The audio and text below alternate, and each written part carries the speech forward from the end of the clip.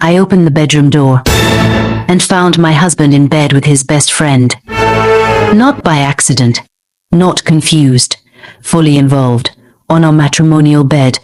That was the day everything I believed about love, loyalty, and marriage collapsed.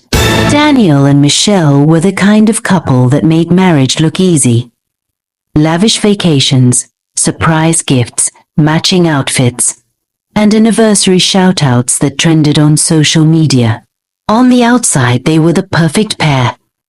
But inside their home, something was wrong. Daniel, a successful marketing executive, showered his wife with luxury. From Chanel handbags to first-class tickets, he never let her lack.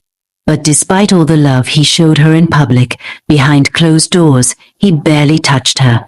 Michelle, patient and trusting, believed he was either stressed or tired from work. And whenever she raised concerns, Daniel would make an effort just enough to quiet her suspicions. Still, one detail stuck out. His best friend, Ryan.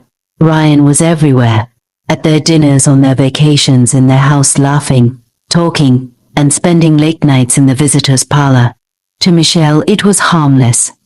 Just two close friends catching up. What she didn't realize was that this friendship was hiding a deeper truth. And that truth came crashing down one Thursday afternoon. Michelle wasn't supposed to be home that day. She had traveled to visit her mother, while Daniel told her he'd be heading to Port Harcourt for a work seminar. But her plans changed. She returned home early and quietly entered the house. From the dining table, she noticed 2 wine glasses, one still half full. Then she heard it. Muffled voices. A rhythm. A sound that didn't belong in silence.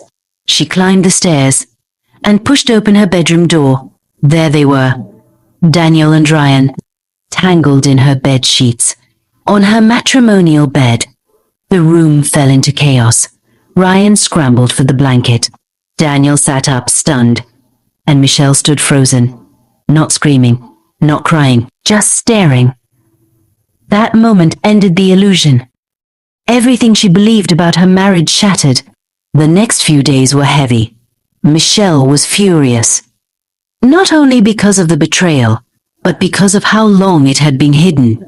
Without a word to Daniel, she packed some of her belongings into her travel boxes and left. She rented a small self-contained apartment across town, modest, but quiet, just enough to give her peace. Daniel kept calling and texting, but she blocked him. She didn't want answers. She wanted space to breathe. She hadn't even told her family where she was. But one evening, about 2 weeks after she moved in, there was a knock on the door. It was Ryan. He looked exhausted, eyes swollen, lips dry, and his hands shaking. He was holding a brown envelope. "I know I'm the last person you want to see," he said. "But please just hear me out." Michelle wanted to slam the door, but something in his eyes made her pause. He stepped in, stood quietly for a moment, and finally spoke.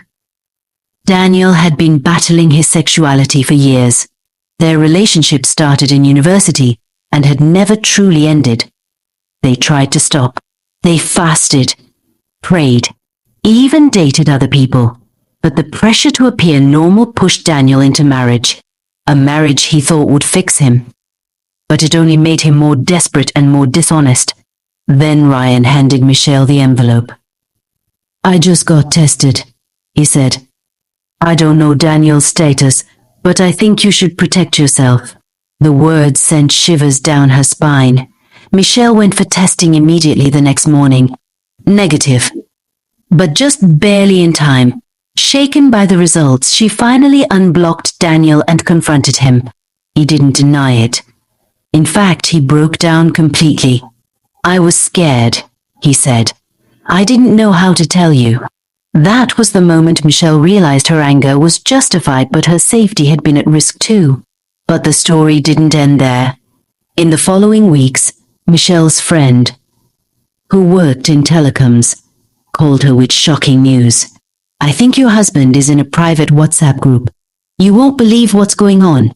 The group, codenamed Men of Valor, was a secret circle of married men living double lives. They shared stories, photos, hookups. Some were politicians, pastors, even respected husbands in their communities.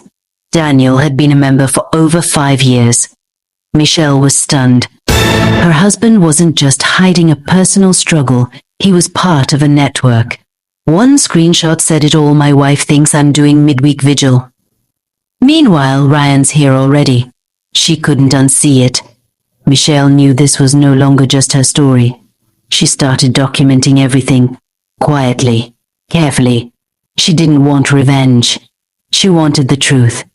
And she wasn't the only wife dealing with a lie, despite everything. Ryan and Daniel couldn't stay away from each other. Their connection wasn't casual, it was deep, codependent, and built on years of secrecy.